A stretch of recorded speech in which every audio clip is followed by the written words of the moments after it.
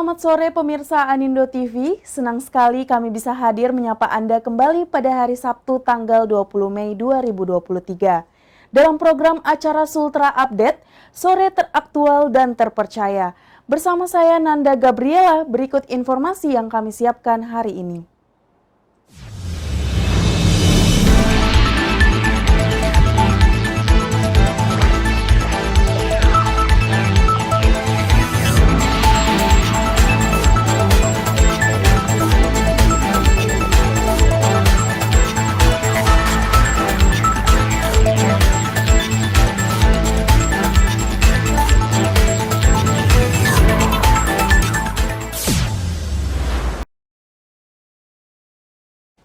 Baik pemirsa, kita ke informasi yang pertama. Rayakan Milad pertama Institut Sains Teknologi dan Kesehatan Asia Kendari konsisten membentuk perguruan tinggi, berkemajuan dan berakhlak mulia untuk mencetak lulusan yang berkompeten. Rayakan Milad pertama pada 18 Mei 2023, Institut Sains Teknologi Kesehatan Asia Kendari konsisten membentuk perguruan tinggi berkemajuan dan berakhlak mulia untuk mencetak lulusan-lulusan yang berkompeten. Di usianya yang pertama, ISTEK Asia Kendari terus berupaya dalam meningkatkan kualitas pendidikan di Sulawesi Tenggara melalui beragam program serta metode pembelajaran yang dihadirkan dengan tenaga-tenaga pendidik yang berkompeten.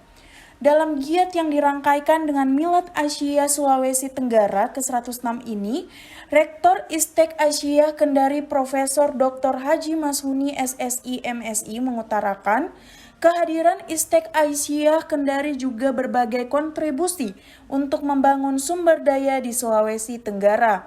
Jadikan Institut Sains, Teknologi, dan Kesehatan Asia Kendari ini menjadi institusi yang mempunyai akreditasi yang baik, yang bisa memberikan kontribusi dalam mencerdaskan kehidupan bangsa. Insya Allah lulusannya selain cerdas secara akademik, tentu diharapkan berakhlak mulia sehingga bisa menjadikan sebagai manusia yang seutuhnya dalam memberikan kontribusi pada pembangunan nasional dan manusia. Erviana, Anindo TV, Kota Kendari melaporkan. Informasi selanjutnya pemirsa datang dari dunia usaha. Beberapa pekan terakhir komoditas kebutuhan pangan yaitu telur ayam beras di Kota Kendari mengalami kenaikan. Beberapa pekan terakhir komoditas kebutuhan pangan Kota Kendari terus mengalami kenaikan. Komoditas kebutuhan pangan Kota Kendari mengalami kenaikan, salah satunya telur ayam beras di pasaran Kota Kendari yang juga mulai merangkak naik. Pasalnya, diketahui hal tersebut disebabkan tingginya harga yang diberikan dari pemasok. Salah satu pedagang telur di Kendari, Lili Jumiati, mengaku kenaikan tersebut juga berdampak pada penjualan yang menurun sebab sepinya peminat telur beras saat ini. Tanggapanku mungkin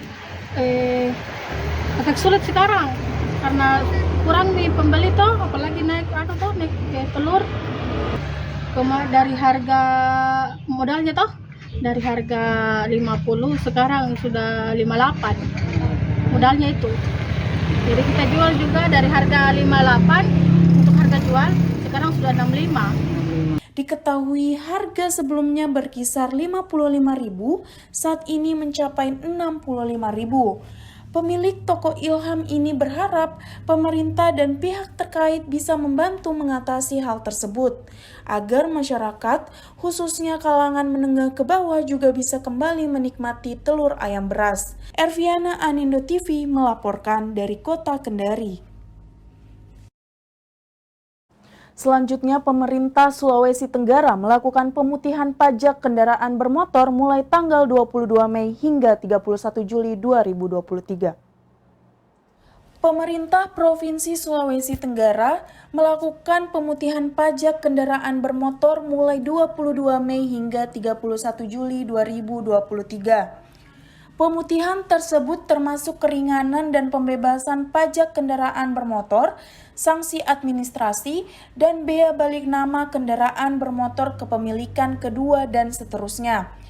Berikut beberapa dokumen yang perlu Anda siapkan untuk dapat memutihkan pajak kendaraan, yaitu fotokopi kartu tanda penduduk, surat tanda kendaraan bermotor asli, laporan kehilangan dari kepolisian bagi kendaraan bermotor yang hilang, STNK serta buku kepemilikan kendaraan bermotor BPKB asli dan atau fotokopi. Menyangkut kebijakan tersebut, dilakukan menimbang kondisi lapangan masih terdapat banyak tunggakan pajak kendaraan bermotor atas nama orang lain dan masih banyak kendaraan yang beroperasional menggunakan nomor polisi luar Sulawesi Tenggara. Erviana, Anindo TV, Kota Kendari melaporkan. Kita melangkah ke informasi selanjutnya pemirsa, redam upaya tindak kekerasan di kalangan masyarakat Komisi Nasional Hak Asasi Manusia lakukan kunjungan dan pemantauan bersama pemerintah Provinsi Sulawesi Tenggara. Redam upaya tindak kekerasan di kalangan masyarakat, Komisi Nasional atau Komnas Hak Asasi Manusia lakukan kunjungan dan pemantauan bersama pemerintah Provinsi Sulawesi Tenggara.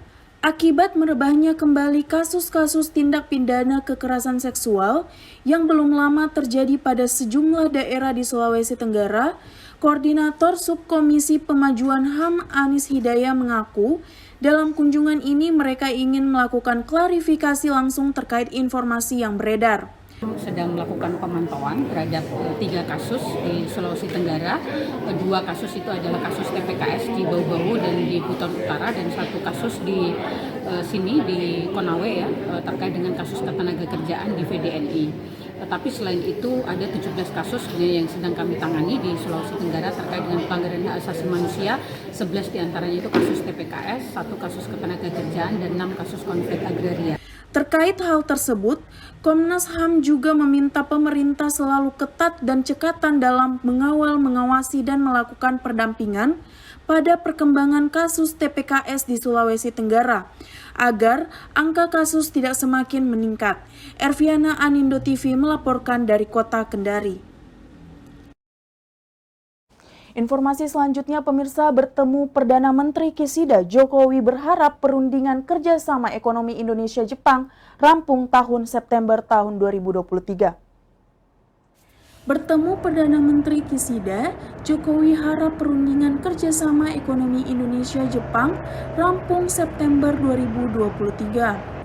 Presiden Republik Indonesia Joko Widodo melakukan pertemuan bilateral dengan Perdana Menteri Jepang Fumio Kishida di Hotel Grand Prince Hiroshima dari hari ini, Sabtu 20 Mei 2023. Dalam pertemuan tersebut, Jokowi juga membahas sejumlah hal terkait peningkatan kemitraan kedua negara, salah satunya mengenai Indonesia-Jepang Economic Partnership Agreement.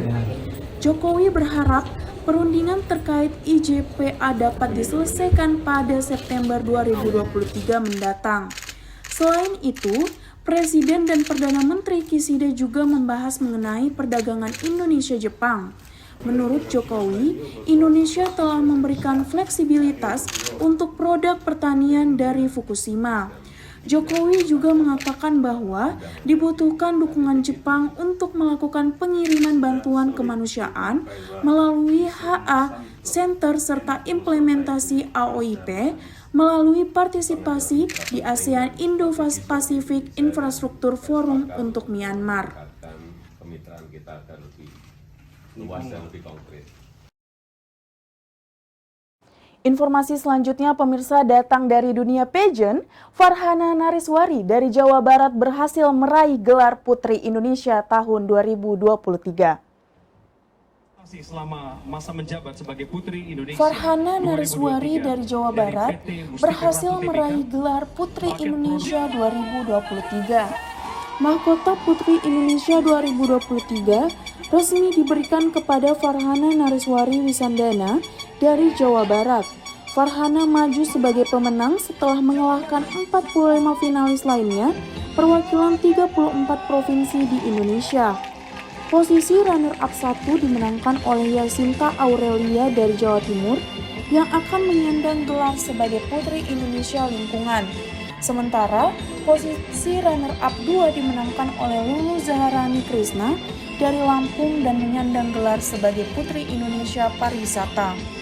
Nantinya, ketiga pemenang akan mewakili Indonesia di sejumlah ajang kecantikan internasional seperti Miss Charm, Miss Internasional, dan Miss Supranasional 2023 mendatang. Dalam penyelenggaraan kali ini, Putri Indonesia ke-26 mengusung budaya Lampung sebagai tema utama.